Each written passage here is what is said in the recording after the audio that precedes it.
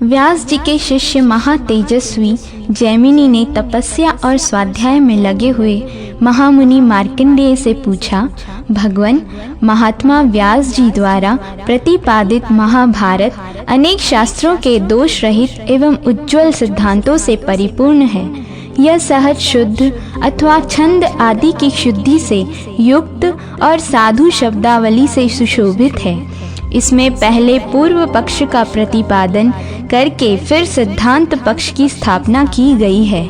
जैसे देवताओं में विष्णु, मनुष्यों में ब्राह्मण तथा संपूर्ण आभूषणों में चूड़ामणि श्रेष्ठ है, जिस प्रकार आयुधों में वज्र और इंद्रियों में मन प्रधान माना गया है, उसी प्रकार समस्त शास्त्रों में महाभारत उत्तम बताया गया है। इसमें धर्म, अर्थ, काम और मोक्ष इन चारों पुरुषार्थों का वर्णन है। वे पुरुषार्थ कहीं तो परस्पर संबंध है और कहीं पृथक पृथक वर्णित हैं। इसके सिवा उनके अनुबंधों का भी इसमें वर्णन किया गया है। भगवान, इस प्रकार यह महाभारत उपाख्यान वेदों का विस्तार रूप है। इसमें बहुत से विषयों का प्रतिपादन किया गया है। मैं इसे यथार्थ रूप से जानना चाहता हूँ और इसीलिए आपकी सेवा में उपस्थित हुआ हूँ। जगत की सृष्टि, पालन और संहार के एकमात्र कारण सर्वव्यापी भगवान जनार्दन निर्गुण होकर भी मनुष्य रूप में कैसे प्रकट हुए तथा द्रुपद कुमारी कृष्णा अकेली ही 5 पांडवों की रानी महारानी क्यों हुई, इस विषय में मुझे महान संदेह है। द्रौपदी के 5 महारथी पुत्र जिनका अभी विवाह भी नहीं हुआ था और पांडव जैसे वीर जिनके रक्षक थे अनाथों की भांति कैसे मारे गए, ये सारी बातें आप मुझे विस्तार पूर्वक बताने की कृपा करें। मार्कंडेय जी बोले, मुनि श्रेष्ठ, यह मेरे लिए संध्या वंदन आदि कर्म करने का समय है। तुम्हारे प्रश्नों का उत्तर विस्तार पूर्वक देना है, अतः उसके लिए यह समय उत्तम नहीं है। जैमिने, मैं तुम्हें ऐसे पक्षियों का परिचय देता हूँ जो तुम्हारे प्रश्नों का उत्तर देंगे और तुम्हारे संदेह का निवारण करेंगे।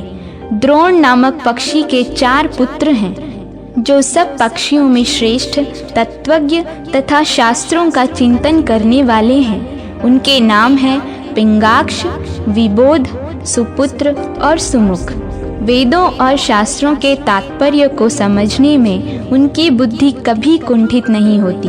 वे चारों पक्षी विंध्य पर्वत की कंदार में निवास करते हैं। तुम उन्हीं के पास जाकर ये सभी बातें पूछो। जैमिनी ने कहा, ब्राह्मण, यह तो बड़ी अद्भुत बात है कि पक्षियों की बोली मनुष्यों के समान हो।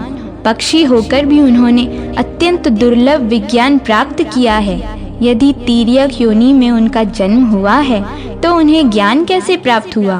वे चारों पक्षी द्रोण के पुत्र कैसे बतलाए जाते हैं?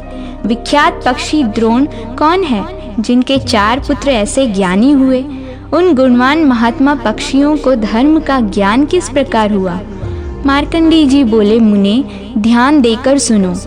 पूर्व काल में नंदन वन के भीतर जब देवर्षि नारद, इंद्र और अप्सराओं का समागम हुआ था, उसी समय की घटना है। एक बार नारद जी ने नंदन वन में देवराज इंद्र से भेंट की। उनकी दृष्टि पड़ते ही इंद्र उठकर खड़े हो गए और बड़े आदर के साथ अपना सिंहासन उन्हें बैठने को दिया। वहाँ खड़ी हुई अप्सराओं ने भी देवर्षि नारद को विनीत भाव से मस्तक झुकाया। उनके द्वारा पूजित हो नारद जी ने इंद्र के बैठ जाने पर यथा योग्य कुशल प्रश्न के अनंतर बड़ी मनोहर कथाएं सुनाई।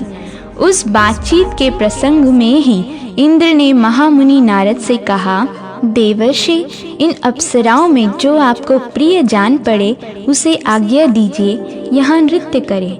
रंभा, मिश्रकेशी, उर्वशी, तिलोत्तमा, घृताची अथवा मेनका, जिसमें आपकी रुचि हो उसी का नृत्य देखिए। इंद्र की यह बात सुनकर द्विज श्रेष्ठ नारद जी ने विनय पूर्वक खड़ी हुई अप्सराओं से कुछ सोचकर कहा, तुम सब लोगों में से जो अपने आप को रूप और उदारता आदि गुणों में सबसे श्रेष्ठ मानती हो, वही मेरे सामने यहाँ नृत्य करे।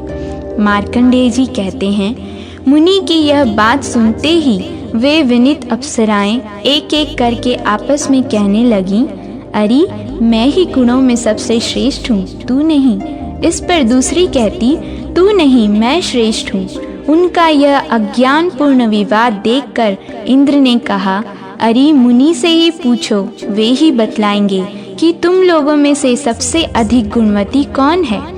इस प्रकार उनके पूछने पर नारद जी ने कहा, जो गिरिराज हिमालय पर तपस्या करने वाले मुनि श्रेष्ठ दुर्वासा को अपनी चेष्टा से क्षुब्ध कर देगी, उसी को मैं सबसे अधिक गुणवती मानूंगा। उनकी बात सुनकर सबकी गर्दन हिल गई। सब ने एक दूसरी से कहना आरंभ किया, हमारे लिए यह कार्य असंभव है। उन अप्सराओं में एक का नाम वपु था। उसके मन में मुनियों को विचलित कर देने का गर्व था। उसने नारद जी को उत्तर दिया, जहाँ दुर्वासा मुनि रहते हैं वहाँ आज मैं जाऊंगी। दुर्वासा मुनि को जो शरीर रूपी रथ का संचालन करते हैं, जिन्होंने इंद्रिय रूपी घोड़ों को उस रथ में जोत रखा है, एक अयोग्य सारथी सिद्ध करके दिखाऊंगी। अपने कामबाण के प्रहार से उनके मन रूपी लगाम को गिरा दूंगी, उन्हें काबू के बाहर कर दूंगी। यूं कहकर वपु हिमालय पर्वत पर गई।